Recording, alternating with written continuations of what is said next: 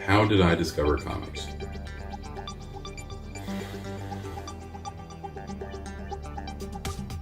I don't actually remember. It was, I'm sorry to say, long enough ago that it's been sort of lost in the mist of time. That might be the hardest question. I really don't know. They haven't always been there. That's an interesting question. It's a bit like asking, when did you discover painting or sculpture? I don't really remember what brought me into comics. I don't remember a period of my life where I wasn't interested in them, but I do know that the first book I bought for myself was a Teen Titans trade. How did I first get into comics? Well, I first remember reading Batman Beyond comics from the late 90s that I got at a grocery store.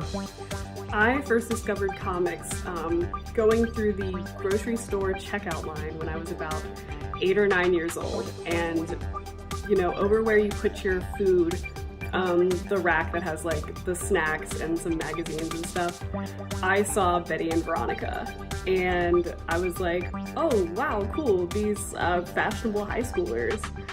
I mostly read Archie and Casper and Hanna-Barbera stuff, like the kinds of comics you could pick up at the grocery store or on the newsstand as a kid. I read my mom's Archie comics from when she was a little girl, which I still have, and those are really important to me.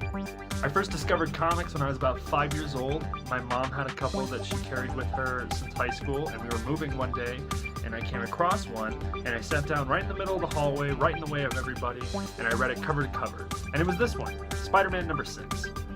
So growing up in Scotland, I've always been fed this really rich diet of kind of classic British comics. So I started with the Beano, the Bruins and Urwilly, but also being a 90s kid, I watched all of the superhero animated TV series growing up, which introduced me to characters that weren't quite so readily available over here. I first discovered comics from a very young age, so I was reading books like the Beano and the Dandy, which were like huge British institutions and still are a little bit, and my mum and my aunts were all reading like Bunty and Mandy and Judy, and they got me into comics really.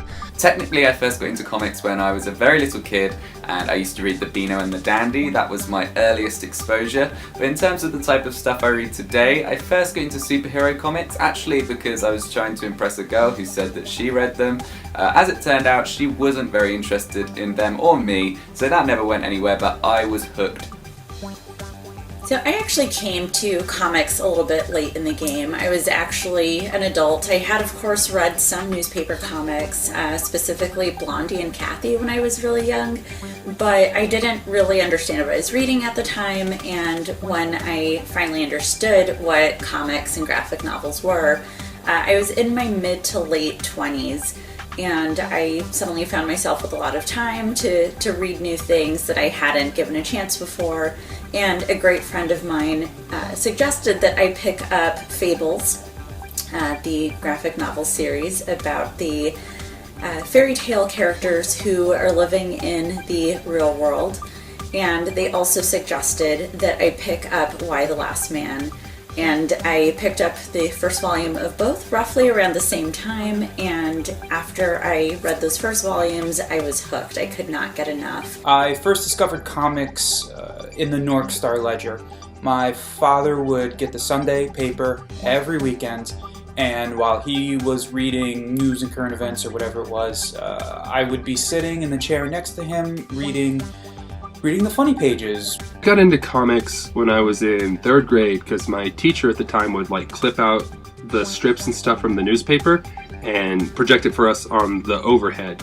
I discovered comics by reading the encyclopedia.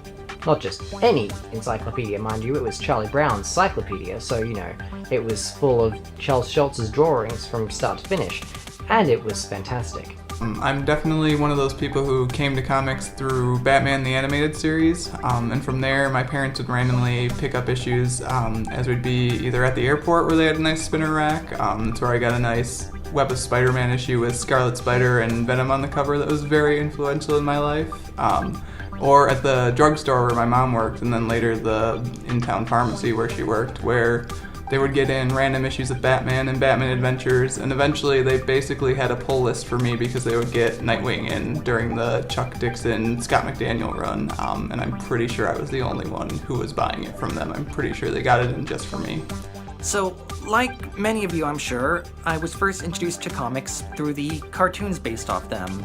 X-Men the animated series, Batman animated series, all those fun things. That was my first introduction to superheroes in general.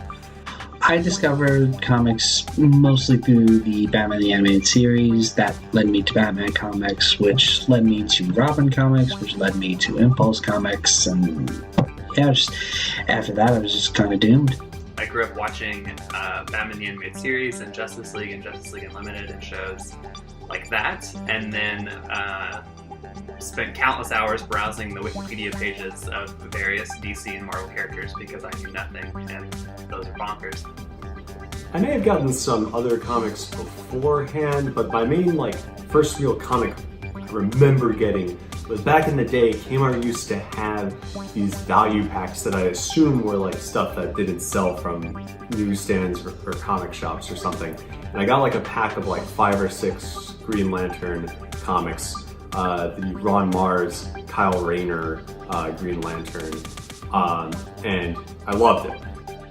I first discovered comics when I was 4, when my dad introduced me to the J. Michael Straczynski Spider-Man run. We used to read those comics together first as they were coming out, and then later when they got completed, we read the whole thing through. I first discovered comics as a kid in Taiwan, looking for something to entertain myself with, and found Dragon Ball before the rest of the world outside of Asia knew about it. There were, I'd say, a lot of false starts, lots of, hiccups going in and reading something and then going out again.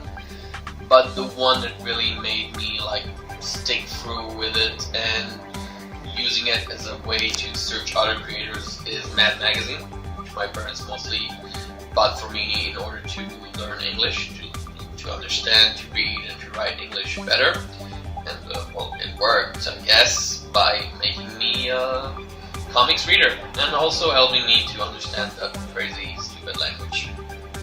I was a big fan of the TV show Jericho that was on CBS in 2006, and it was canceled after 2 seasons. And to my surprise, I found out that there was a 3rd and a 4th season thanks to comics. So I was thrilled that my favorite TV show was coming back. It was a different form, but it was coming back. And since then I got hooked.